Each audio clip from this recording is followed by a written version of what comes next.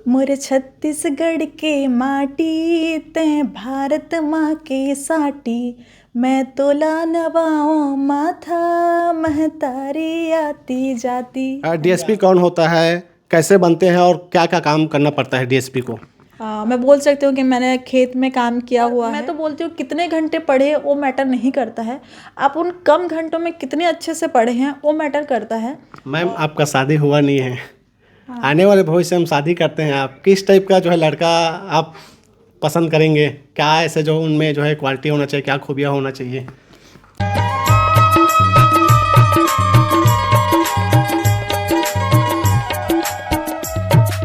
नमस्कार, जय जौहर दोस्तों, मैं दिलीप कुमार, आप लोग देख रहे हैं हमारा मोर मितान चैनल। आज हमारे बीच में हैं डीएसपी ललिता मेहर जी और आज उनसे बातें करेंगे और जानेंगे आखिर वो कैसे जो है पढ़ाई करके, कैसे संघर्ष करके डीएसपी बनी हैं। तो आप लोग बिल्कुल बने रहिए हमारे इस वीडियो में, हमारे इस इंटरव्यू में।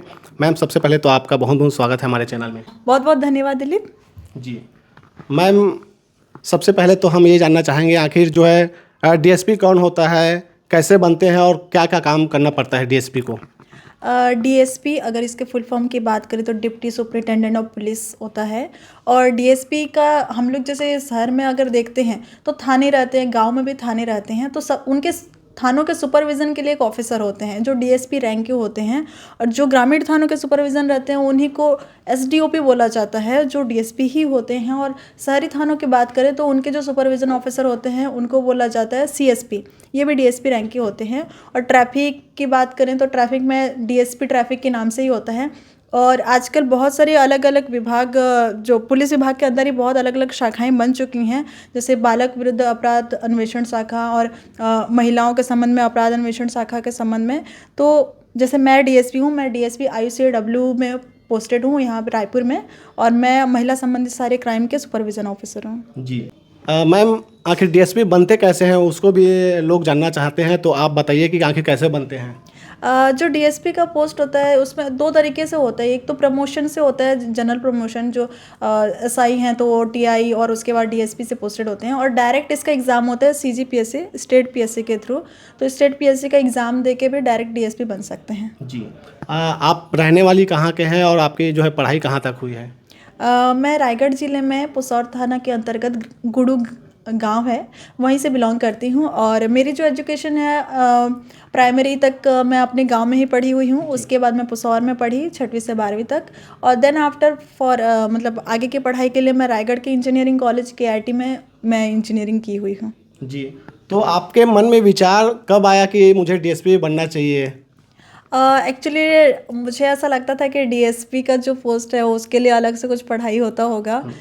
एंड इनफैक्ट अगर रियल पूछें तो डीएसपी क्या होता है, मुझे इस जॉब में आने से पहले या इसकी तैयारी से पहले एक्जैक्ट पता भी नहीं था। हमारे लिए पुलिस होती है, यूनिफॉर्म देखे तो ऐसे ही फील होता है कि हम पुलिस वाले से बात किए हैं। तो इसके कॉलेज के बाद मैं RI के जॉब में थी। तो जब मैं RI का एग्ज़ाम देकर उसमें थी तो उसमें मेरे जो बैचमेट्स थे वो लोग CGPSC का एग्ज़ाम दे रहे थे। तो उस समय फिर बात चली कि अच्छा, जो स्टेट पीएससी का एग्ज़ाम होता है उसमें टॉप में DC DSP के पोस्ट होते हैं और लोग मेनली DC DSP बनना चाहते हैं CGPSC के थ्रू।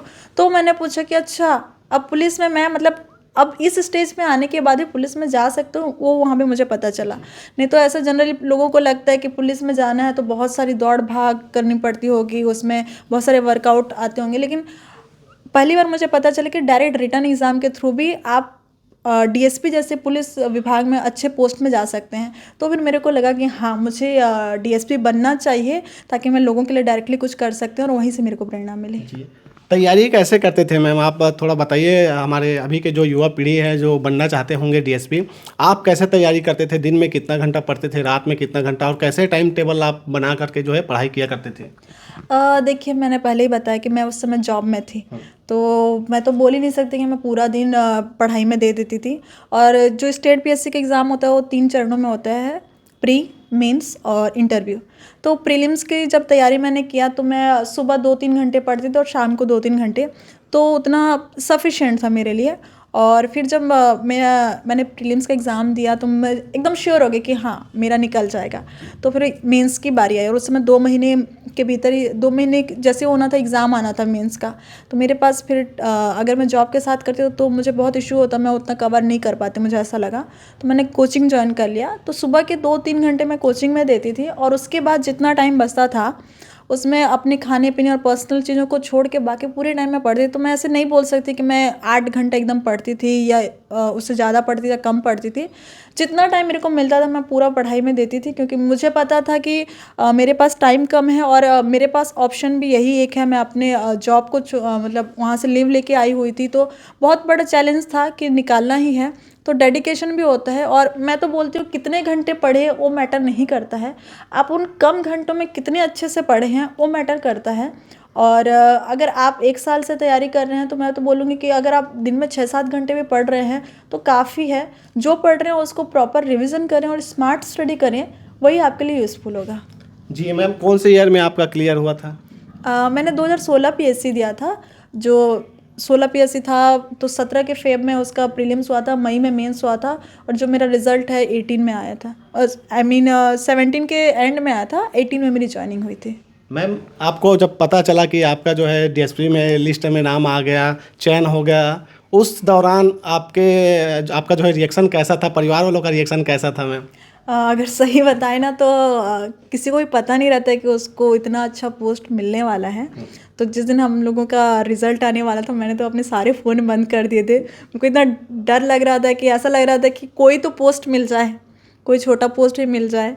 फिर जब रिज़ल्ट आया तो फ्रेंड लोगों के फ़ोन में मैसेज आया कि हाँ उसका रैंक कितना आया, मेरा 25 रैंक था। फिर उस समय तुरंत पता नहीं चलता कि आपको कौन सा पोस्ट मिलेगा। उसमें फिर एनालिसिस करना पड़ता है कितने पोस्ट थे, कितने उसमें कैटेगरी वाइज क्या है।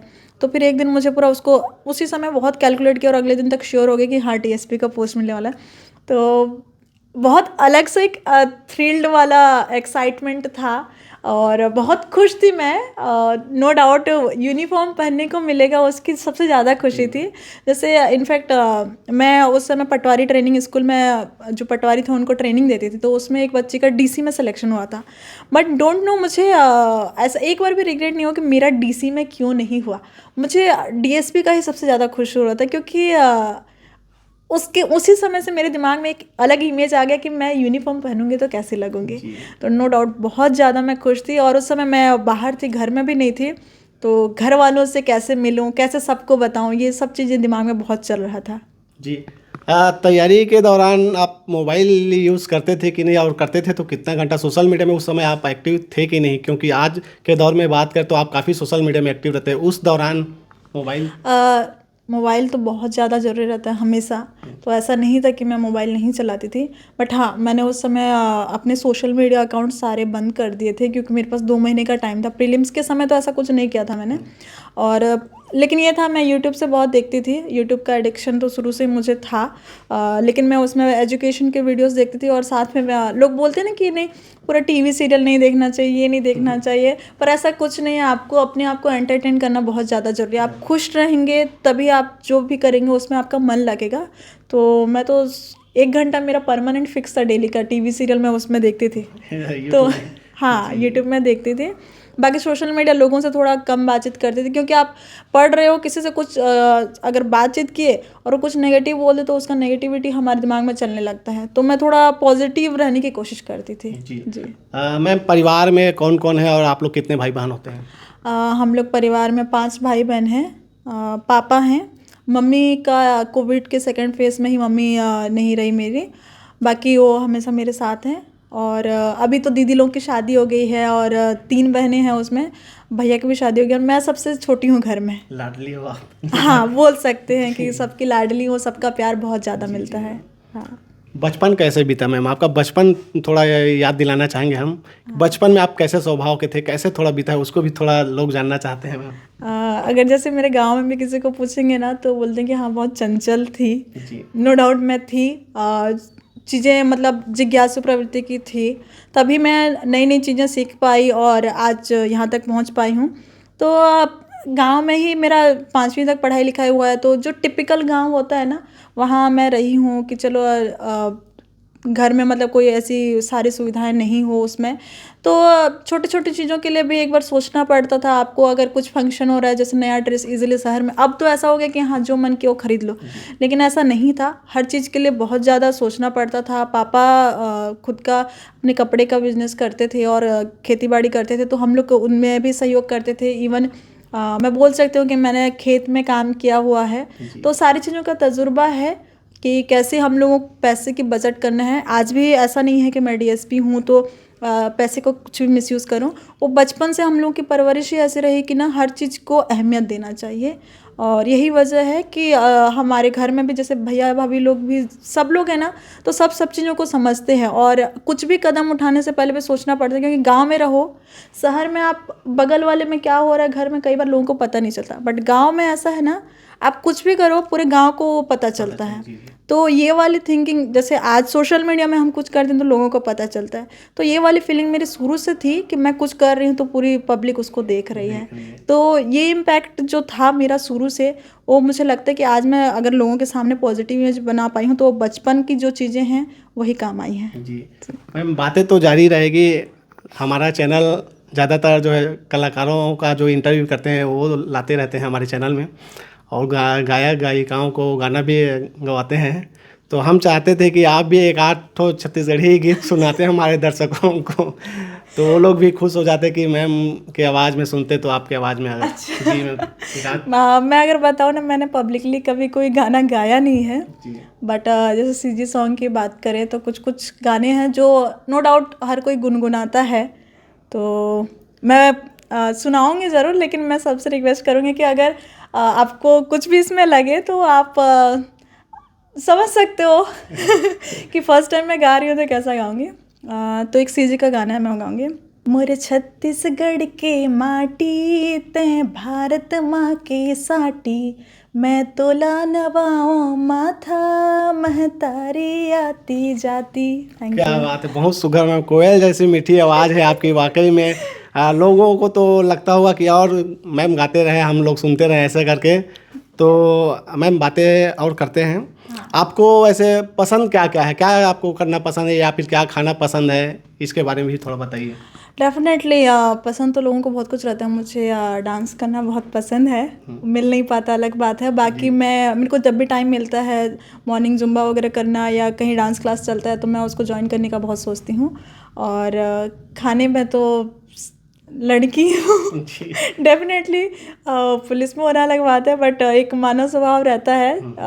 खाना पीना हर किसी को अच्छा लगता है, और खासकर स्ट्रीट फूड तो सबको पसंद आता है। गुपचुप की बात कर लो तो कोई अपने आप को रोक नहीं सकता। जी, लड़कियों का फेवरेट है। हाँ, और अगर ऐसे बात करें ना तो मुझे बाहर के खाने बहुत कम पसंद है, मुझे घर का बना हुआ ज़्यादा अच्छा लगता है। हाँ मैम, आपके काम के दौरान बात करें या फिर ट्रेनिंग के दौरान क्या क्या चुनौतियों का सामना करना पड़ा और आप कैसे उस चुनौतियों से बाहर निकले?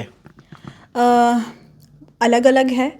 पुलिस में भले ही लोगों को लगता है कि सेम टाइप के केसेस आते होंगे, बट हर केस अपने आप में अलग रहता है। हमारे पास अलग अलग लोग आते हैं और सबकी अपनी अलग समस्याएं होती हैं, तो उनको समाधान करने का तरीका भी थोड़ा अलग होता है। कुछ लोगों को बहुत प्यार से समझाना पड़ता है और कुछ लोगों को थोड़ा बहुत डांटना भी पड़ता है।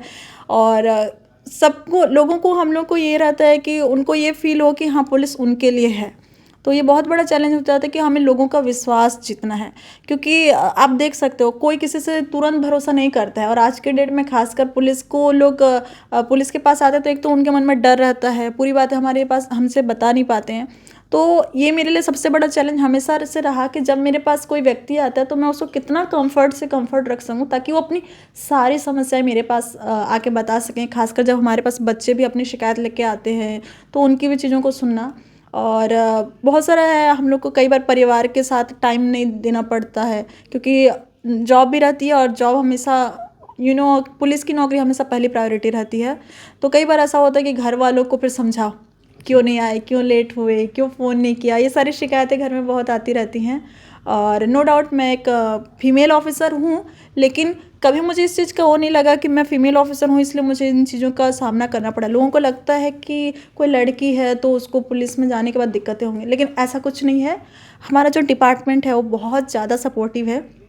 इवन मैं जब ये अभी रायपुर पुलिस में आई हुई हूँ तो यहाँ के जितने सीनियर ऑफिसर्स भी हैं सब इतने अच्छे से हम लोग को सारी चीज़ें सिखाते हैं कि कैसे काम करना है, अगर ऐसा सिचुएशन में आए तो क्या क्या उसका सॉल्यूशन निकालना है और किस तरीके से करना है, सब यहाँ पे मिलती हैं। तो चुनौतियाँ छोटी मोटी रहती हैं, बाकी सारे हो जाते हैं। जी हाँ। मैम, आपका शादी हुआ नहीं है, हाँ। आने वाले भविष्य में शादी करते हैं आप, किस टाइप का जो है लड़का आप पसंद करेंगे? क्या ऐसे जो उनमें जो है क्वालिटी होना चाहिए, क्या खूबियाँ होना चाहिए?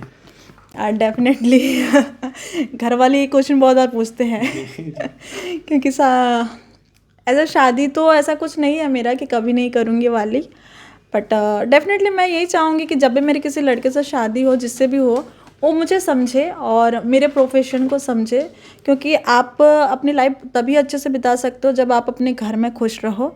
तो मैं नहीं चाहती कि मेरे प्रोफेशन के कारण मेरे मैरिड लाइफ में कुछ भी इश्यूज आए, तो इस टाइप का है। बाकी मैच्योरिटी होनी चाहिए और ऐसे कोई खास डिमांड नहीं है। जी मैम, आप सोशल मीडिया में काफ़ी एक्टिव रहते हैं और आप पुलिस विभाग में हैं, कैसे जो है ये सब सोशल मीडिया के लिए आप समय निकाल पाते हैं? काफ़ी आपकी जो है व्यस्तता रहती है, उस बीच में भी आप यूट्यूब में, फेसबुक में, इंस्टा में काफ़ी एक्टिव रहते हैं। सोशल मीडिया का ऐसा है कि मैंने शुरू ही तब किया था जब मैं बहुत ज़्यादा बिजी थी। कोविड की जब शुरू हुआ था उस समय मैंने अपना पेज स्टार्ट किया था और यूट्यूब चैनल भी बनाया था। तो मेरा उद्देश्य यही था कि जो पुलिस काम करती है, क्योंकि उस समय सबसे ज़्यादा पुलिस ही फील्ड पे एक्टिव दिखी थी, तो वो काम जो है लोगों को तक दिखे। और फिर जब मैंने चालू किया, फिर मैंने उसमें चीज़ें डालने गई, फिर मेरे को ये भी फील हुआ कि ये लोगों को जानकारी देने और लोगों को अवेयर करने का सबसे बेस्ट तरीका है सोशल मीडिया। क्योंकि अगर मैं डायरेक्टली किसी को बोलती हूँ तो 10 लोग 15 लोग कहीं जगह 100-200 का उसमें ग्रुप में बोल सकते हो, लेकिन अगर आप सोशल मीडिया में बात करें तो आप हज़ारों लाखों लोगों तक अपनी बात पहुँचा सकते हो। तो बस वही है, दिमाग में ये चीज़ रखते हो कि इसमें किया तो इतने लोगों तक मैं जानकारी पहुँचा सकती हूँ, इसलिए टाइम निकालना पड़ता है। उतना टाइम बिल्कुल नहीं रहता कि आप ऐसे बैठ के वीडियोस बनाओ और लोगों को फिर उसमें अपलोड करो। तो जब भी कभी टाइम मिलता है, शाम को ऑफिस से जाओ, कभी किसी दिन अगर हम लोग का ज़्यादा वर्क नहीं रहता तो उसे मैं बना लिया करती हूँ। जी हाँ। मैम, जाते जाते मेरा लास्ट सवाल है, स्टूडेंट्स जो है अभी जैसे बात करें जैसे डीएसपी बनने के, पीएससी सीजीपीएससी की तैयारी कर रहे हैं या फिर यूपीएससी या फिर अलग अलग विभागों की बैंकिंग के, तो कुछ जैसे स्टूडेंट ऐसे हैं जो लोग एग्ज़ाम निकाल नहीं पाते हैं, डीमोटिवेट हो जाते हैं, कुछ गलत कदम उठाने का भी सोचते हैं, तो ऐसे स्टूडेंट्स लोगों को आप क्या जो है कहना चाहेंगे? डेफिनेटली ऐसा जब मैं एग्ज़ाम भी देना स्टार्ट की थी तो मेरे मन में भी आता था कि अगर सिलेक्शन नहीं हुआ तो क्या। तो वो ऐसा नहीं है, देखिए पोस्ट तो कम रहता है। आप जैसे सीजीपीएससी के 150 पोस्ट आएंगे तो देखेंगे लाखों लोग उसमें फॉर्म भरते हैं, तो डेफिनेटली लास्ट में सिलेक्शन तो होना तो 150 लोगों का ही है। तो उसमें कई लोग ऐसे बचते हैं जिनका सिलेक्शन नहीं होता है। बाकी बोलूँगी यही कि अपना जो बेस्ट है उसको देने की कोशिश करिए, जितना अटेम्प्ट आप कर सकते हो ज़रूर करें। अपना एक उम्मीद का जो किरण है कि मैं एग्ज़ाम दूंगा, इस बार थोड़ा जो कमी मैंने किया है, जो चीज़ मैं छूट गया उसको कवर अप करने की कोशिश करें। और ये भी एक और चीज़ भी बोलना चाहूँगी कि सिर्फ जो है गवर्नमेंट जॉब ही लाइफ का सबसे बड़ा मतलब लाइफ को सर्वाइव करने का एक तरीका नहीं होता है। और कई बार मुझे ऐसा ही फील होता है कि हम क्या काम करते हैं ये हम नहीं सेलेक्ट करते, काम हमें सेलेक्ट करता है। इवन मेरे लिए तो बचपन से मैंने कभी नहीं सोचा था कि मैं पुलिस डिपार्टमेंट में ऐसे आके इतना अच्छा कुछ कर सकूं। तो कई बार फील होता है मुझे कि इस पोस्ट ने ही मुझे चूज़ किया है। तो आप लोग भी अपना तैयारी करें, बेस्ट दें, बट अगर नहीं होता तो निराश नहीं होना है। बहुत सारे ऑप्शन हैं लोगों को। जब जॉब नहीं लगा रहता है ना तो सबसे बड़ा उनका जो मेन वो रहता है, कोई भी सोशल वर्क करने के नाम से ही जॉब जाना नहीं चाहता है। ये एकदम रियलिटी है। हर किसी को लगता है कि एक जॉब रहे तो हम लोग को कुछ पैसा मिले तो घर का खर्च और हमारी लाइफ अच्छी रहे।